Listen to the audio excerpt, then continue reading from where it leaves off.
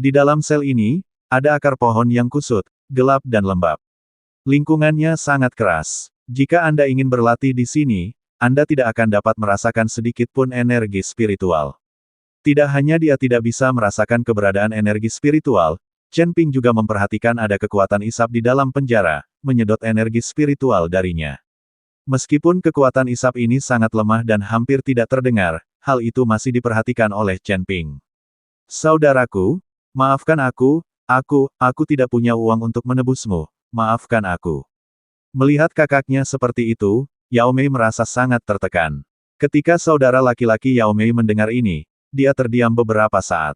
Setelah beberapa saat, dia menjadi tenang dan berkata sambil tersenyum, "Kakak, kamu tidak perlu datang menemuiku lagi.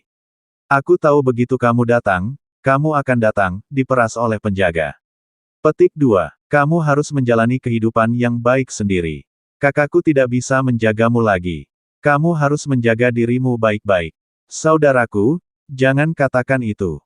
Kamu pasti bisa keluar. Jangan berkecil hati. Yao Mei menyemangati kakaknya. Kita tidak bisa keluar. Pernahkah kamu melihat bahwa jumlah orang di sel ini semakin sedikit? Kata saudara Yao Mei. Baru pada saat itulah Yao Mei menyadari bahwa sepertinya tidak ada seorang pun di sel sekitarnya. Saudaraku, di mana para tahanannya? Apakah mereka semua sudah dibebaskan? Yao Mei ingat terakhir kali dia datang, ada banyak tahanan di sel ini. Tapi sekarang para tahanan ini sudah pergi. Mati, mereka semua mati. Kata saudara Yao Mei. Mati. Kenapa kamu mati? Yao Mei tidak mengerti, bagaimana dia bisa mati jika dikurung di penjara. Sekalipun dia tidak makan atau minum, mustahil seorang biksu mati. Terlebih lagi, setelah mencapai alam melampaui kesengsaraan, para beku dapat hidup selama ribuan tahun, lalu mengapa mereka mati begitu mudah? Entahlah. Lagi pula, mereka semua sudah mati. Rasanya aku tidak akan bisa lama-lama. Kakak Yao Mei menggelengkan kepalanya dan berkata, apakah para beku yang mati semuanya layu, seolah-olah budidaya mereka telah dihisap hingga kering. Saat ini, Chen Ping berbicara. Begitu Chen Ping membuka mulutnya, saudara laki-laki Na Yao Mei menyadari keberadaan Chen Ping. Setelah melihat Chen Ping lagi, saudara laki-laki Yao Mei bertanya kepada Yao Mei, "Kakak, siapa orang ini?" Kakak Yao Mei sangat waspada. Lagi pula, ada orang asing di samping adiknya. Saudaraku, namanya Chen Ping. Saya bertemu dengannya dalam perjalanan ke Beast City. Kalau bukan karena uang yang dia pinjamkan padaku, aku tidak akan bisa datang menemuimu hari ini. Yao Mei mengikuti kakaknya untuk memperkenalkan Chen Ping. Mengapa dia ingin meminjamkanmu uang? Apakah ada motifnya? Jangan mudah percaya pada orang lain.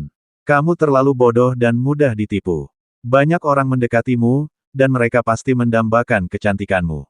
Kakak Yao Mei memperingatkan Yao Mei. Saudaraku, Chen Ping tidak mendambakan kecantikanku. Keindahan di sekitarnya jauh lebih cantik dariku. Kata Yao Mei sangat malu. Kakak Yao Mei memandang Chen Ping, lalu berkata dengan nada peringatan, "Nak, jangan punya rencana apapun untuk adikku. Jika kamu memberitahu aku bahwa kamu menindas adikku, aku akan membunuhmu saat aku keluar. Apakah kamu pikir kamu masih bisa keluar?" Kata Chen Ping sambil tersenyum tipis. Kakak Yao Mei tertegun, lalu menghela nafas dan berkata, "Aku tidak tahu apakah aku bisa keluar. Jika kamu benar-benar menyukai adikku, aku harap kamu bisa menjaganya dengan baik dan jangan mengecewakannya." Kakakku sangat menyedihkan. Saudaraku, apa katamu? Yao Mei tampak malu. Sebaiknya kamu merawatnya sendiri.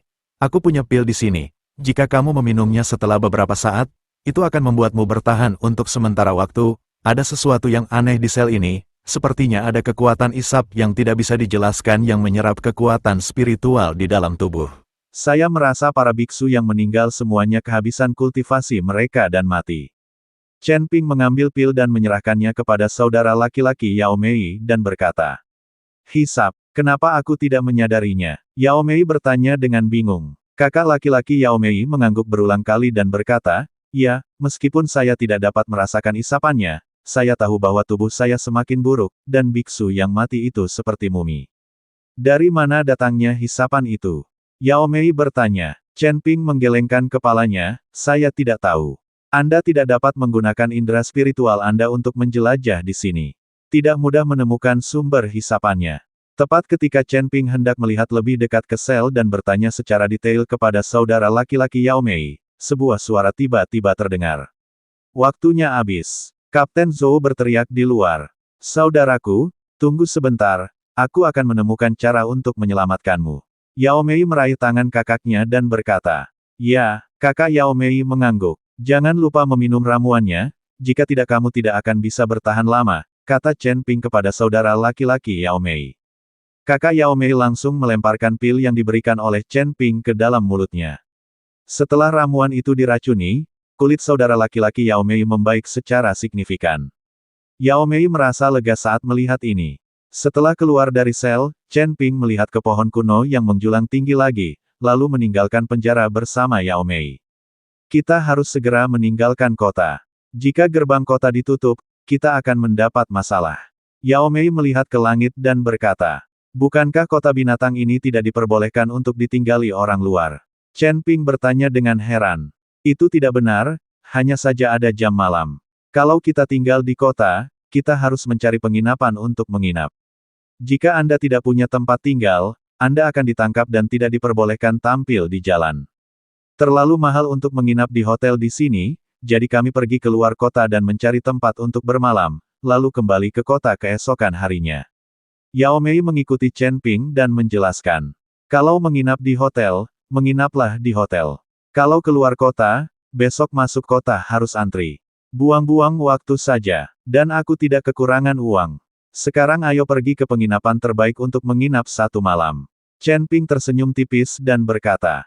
Yao Mei tidak berkata apa-apa saat melihat ini, lalu mengajak Chen Ping mencari penginapan. Sebelum hari menjadi gelap gulita, Chen Ping dan yang lainnya menemukan penginapan yang sangat mewah. Yao Mei melihat ke penginapan itu, tapi dia ragu-ragu. "Ada apa?" Chen Ping bertanya. "Penginapan ini adalah yang terbaik di seluruh Beast City. Harganya sangat mahal. Harganya hanya 3 koin roh emas ungu per malam," kata Yao Mei. "Itu hanya 3 koin spiritual emas ungu. Saya pikir itu sangat mahal," kata Chen Ping dan langsung masuk. Melihat ini, Yao Mei hanya bisa mengikuti dari belakang. "Rekan Tao, apakah kamu menginap di hotel?" Saat ini, seorang pelayan datang dan bertanya. "Ya, menginaplah di hotel. Beri aku 2 kamar. Aku ingin yang terbaik." Setelah Chen Ping selesai berbicara, dia mengeluarkan sekantong kecil koin roh emas ungu, berisi lusinan koin.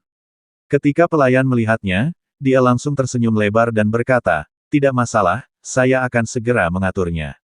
"Tunggu sebentar." Yao Mei memanggil pelayan di hotel dan berkata, "Kita hanya perlu 1 kamar, kita tidak perlu membuka 2. Pelayan itu tertegun sejenak, lalu mengangguk dan berkata, "Oke."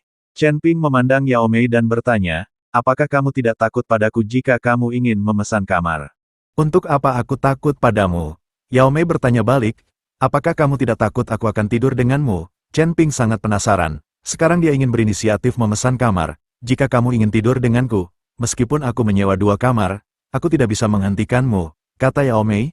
Itu benar, Chen Ping tersenyum. Segera, kamar untuk 2 orang sudah siap.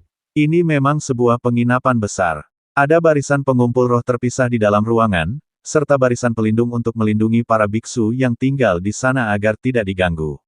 "Beristirahatlah lebih awal. Kamu akan membawaku berkeliling kota bis besok," Chen Ping berkata pada Yao Mei. "Oke," kata Yao Mei dan mulai melepas pakaiannya. "Apa yang akan kamu lakukan?" Chen Ping terkejut saat melihat ini. "Buka bajumu. Bukankah kamu melepas bajumu saat kamu tidur?" Yao Mei melepas pakaiannya sambil berbicara, dan akhirnya berbaring di tempat tidur dengan hanya mengenakan celana dalam. Chen Ping tidak bisa berkata-kata saat ini.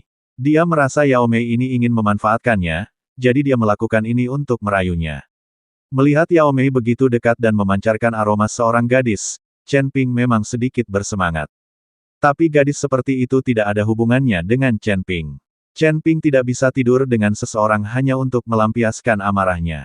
Jika dia benar-benar tertidur, Chen Ping mungkin tidak bisa pergi, dan dia pasti akan diganggu oleh Yao Mei untuk menyelamatkan kakaknya. Pada akhirnya, Chen Ping tidak punya pilihan selain memanggil roh pedang Zhongli. Chen Ping memeluk Zhongli sepanjang malam.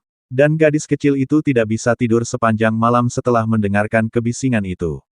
Keesokan paginya, Yao Mei menatap tajam ke arah Chen Ping. Dia tahu bahwa Chen Ping melakukannya dengan sengaja. Setelah keluar dari penginapan, Chen Ping langsung mengikuti lokasi yang diberikan oleh Paman Qian untuk mencari tempat resmi membeli batu roh peri. Tempat pembelian resmi batu roh peri ini adalah bangunan 2 lantai dengan papan nama di pintunya. Ada tempat pembelian resmi di beberapa jalan utama kota Bis. Setelah Chen Ping mengikuti Yao Mei masuk, seseorang segera mendatanginya dan bertanya, "Rekan Tao, apakah Anda menjual batu roh abadi?" "Iya, tapi sebelum menjual, saya ingin bertemu dengan penanggung jawab di sini." Chen Ping berkata kepada petugas di toko. "Kami adalah toko pembelian resmi di sini. Kami jujur dan dapat dipercaya. Anda tidak perlu bertanya kepada penjaga toko kami. Harga belinya sama." Orang itu berkata pada Chen Ping. Dan dia berbicara dengan nada yang sangat menghina, meremehkan Chen Ping sama sekali. "Itu hanya sepotong batu peri untuk dijual, tetapi jika Anda ingin bertemu dengan penanggung jawabnya, pria itu pasti tidak akan setuju. Saya punya banyak batu peri di sini, jadi saya harus bertemu dengan penanggung jawab toko Anda." Chen Ping menjelaskan, "Berapa banyak batu roh abadi yang bisa kamu miliki? Kamu masih harus bertemu dengan penjaga toko kami, tapi paling banyak hanya 10 atau 20. Pria itu mendengus dingin. Chen Ping tidak berbicara, tetapi membuka tas penyimpanan. Ada banyak batu peri di dalamnya, dan ada banyak batu besar, semuanya sangat langka. Pria itu tercengang dan sikapnya segera berubah. "Rekan Tao, silakan naik ke atas. Saya akan segera menelepon penjaga toko kami." Pelayan membawa Chen Ping dan yang lainnya ke atas, lalu pergi mengundang penjaga toko. Setelah beberapa saat, penjaga toko diundang, tetapi ketika Chen Ping melihat orang itu datang, dia tercengang. Pasalnya, penjaga toko tersebut ternyata adalah pria parubaya berjubah hijau yang berhasil ditangkapnya. Pria parubaya berjubah hijau ini paling takut mati, jadi dia memohon untuk nyawanya.